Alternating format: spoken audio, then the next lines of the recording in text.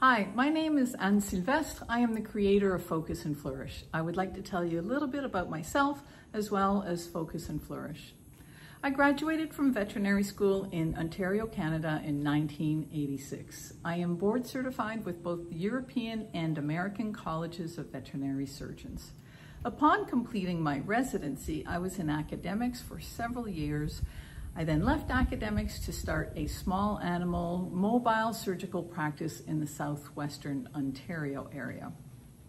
After doing that for many years, I decided with other veterinarians, we decided to build a large 24/7 full service referral emergency hospital outside of Toronto.